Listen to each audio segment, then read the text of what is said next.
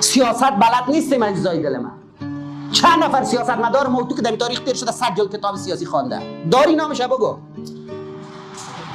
سیاست خود تنها به این نمیشه چپن بپوشیم تو چپن من ماچ کنی، گپ زدن خود بلد نباشیم. سیاستمدار 20 سال بعد تحلیل و تجزیه میکنه که کشور کدام سو میره، همسایا چی میکنه.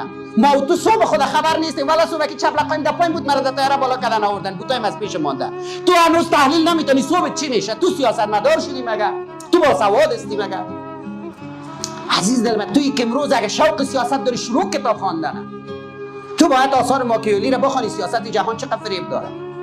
تو آثار اقتصاددانا را بخوانی، اقتصاد جهان چطور میشه.